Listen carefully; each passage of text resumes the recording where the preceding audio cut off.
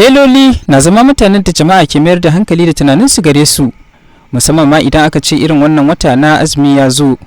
Wannan kuwa baya rasa nasaba da ɗimbin ɗinkunan sallah na al'umma da ke hannuwansu, kuma kowa na son ya ga ya samu sanya sabuwar riga a ranar Idi. Wannan rahoto ya kalli wani babban al'amari da dole sai da shi ne telolin za su iya samun damar da za su yi aikin ɗinkunan cikin kwanciyar hankali da nutsuwa ba tare da sun karya alkawari ba, wato sha'anin wutar lantarki. Tun da farko wannan rahoto ya samu tsayawa a sabon layi bakin shagon matashin tela Ibrahim Ahmad da ake ma lakabi da IB Show. Duk dai da Mintaras ta da janareto yana amfani da shi, hakan bai hana a ji ta bakinsa ba game da al'amarin wutar lantarkin a wannan lokaci da suke kokarin ganin sun yi ma jama'a ɗinkunan su.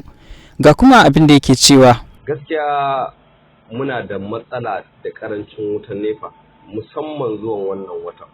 Wannan watan wani wata ne wanda mu masu irin sana'ar mu suke da buƙatar wuta a fiye da kowane lokacin da suke neman ta. Amma zuwa yanzu gaskiya ba mu da ita, ba ta samuwa kusan a ce kullum cikin awa 24 da ake amfani da wutan nefa. To kila mun samu ta sosai shine za mu samu ta awa 5 ko 6, wani lokaci ma ƙasa da haka. Wani lokaci ma sun kawo wuta amma ba za ta moru ba saboda ba ta da ƙarfin da za su ɗauki irin mashinan da muke aiki da su, sai mun kashe mun sa mai. Gaskiya muna shan wahala ɓangaren sayan mai da shi kan shi janareto ya cike da sauransu, muna kuma samun tsaikon aiki ta sanadiyar wannan al'amari.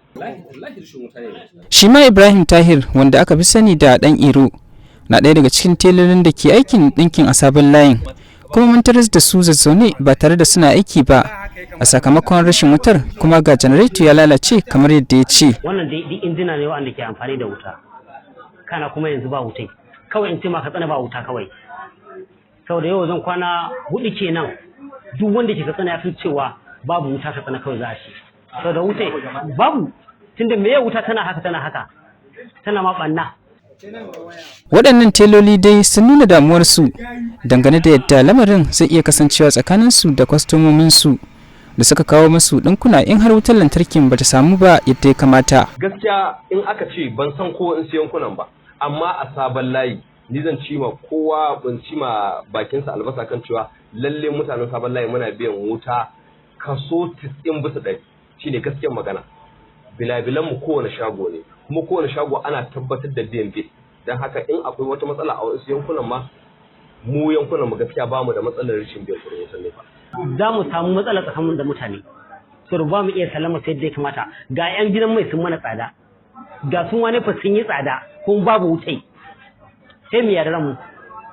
Kawai abin da mutum ka tsana ta gaza ba da wuta ka tsana, shine kawai abin da za mu ce kenan, ka tsana ta gaza ba da wuta. Ni na hidi ka tsana ta gaza ba da wuta, kuma ba ta iyawa wallahi. Wannan dai situation din wallahi ka tsana ba ta iya ba da wuta, saboda hanyar da suka biyo ni ba da wutai kwata-kwata ba haka bane. Wutar lantarki dai ta kasance wata abu da kusan kowane irin aiki mutum zai yi sai ya yi amfani da ita. To sai dai jama'a na kokawa kan yadda take karanci, musamman idan aka ce watan azumi ya tsaya. Dalilin da ya sa mutane da dama mamaki game da wannan lamari. Abubakar Salihu ɗan tsuntsu, Alfijir TV.